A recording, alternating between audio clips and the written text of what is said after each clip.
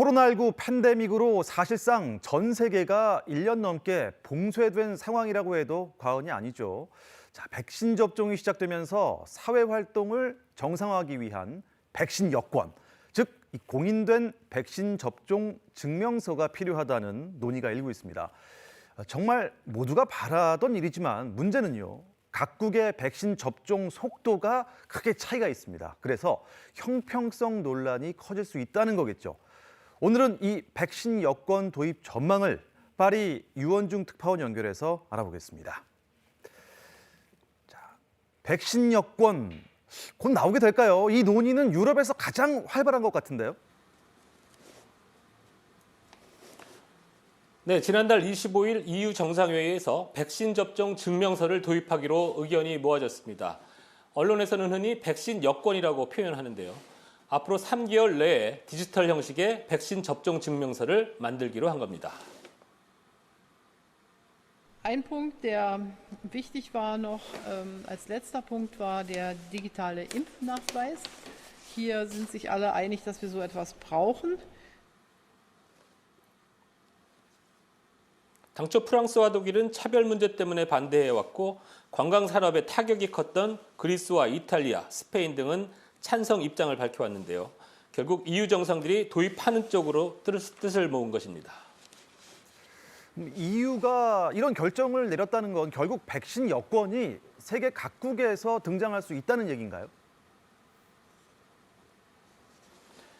네, 지금도 다른 나라로 여행하려면 코로나 검사 증명서를 가져가듯 백신 여권은 이미 백신 접종을 마친 사람에게 공인된 증명서를 줘서 좀 더 사람들의 왕래를 원활하게 하겠다. 그래서 경제가 좀 더 잘 돌아가겠다고 하는 것이죠. 영국의 경우 최근 봉쇄 완화 계획이 발표되자 곧바로 해외여행 예약이 4배 가까이 폭증하는 현상이 벌어졌습니다. 팬데믹으로 고사 상태에 빠진 관광업계는 적극 환영하고 있는데요.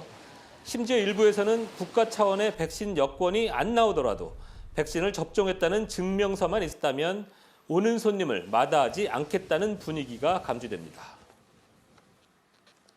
It will take about 25 years to agree an international standard for a vaccine passport or your vaccine centre that you've been vaccinated.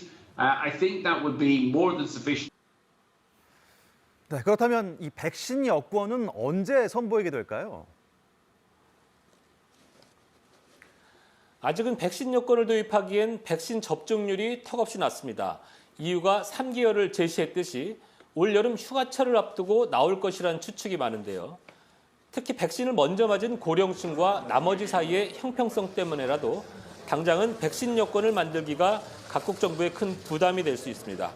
그러나 올 여름 전후 선진국들의 백신 접종률이 50%를 넘어서기 시작하면 백신 여권은 현실화될 수 있습니다. Starting to look at booking for later on in the summer, August timeframe. We saw quite a lot of families coming through for that. People booking with more confidence.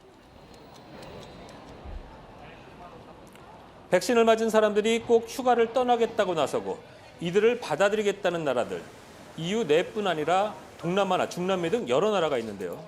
그럼 결국 백신 여권은 어떤 형태로든 가시화될 수밖에 없을 것이란 분석이 나옵니다. 자, 그런데요. 선진국 상황은 참 좋습니다만 아직 백신 접종을 시작도 못한 나라가 많은데요. 국가 간의 이 불평등 문제가 있지 않을까요? 네, 맞습니다. 후진국들은 부유한 관광객들을 받기 위해 선진국의 국경의 문을 활짝 열겠지만 그 반대 방향, 즉 선진국은 백신 접종률이 떨어지는 후진국 국민들에게 그렇게 호의적이지 않을 것이기 때문입니다. 또 선진국과 후진국 간 불평등 외에도 유럽에는 백신을 안 맞겠다는 사람들이 많습니다. 다른 질환이 있어서 그렇기도 하지만 개인적인 신념이나 부작용 우려로 백신을 거부하는 사람들입니다. 이들의 여행 또는 취업에 백신 여권이 차별적인 영향을 줄 경우 더 큰 사회 문제로 비화할 수 있습니다. Who can't have the vaccine or are ideologically opposed to it for some reason, they may feel that it's legally unfair that they're deprived from getting back into society.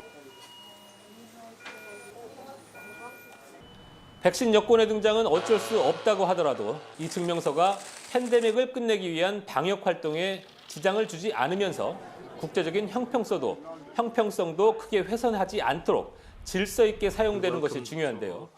WHO의 리더십, 그리고 앞으로 미국의 행보가 백신 여권의 세계적인 유통 여부를 좌우할 것으로 보입니다.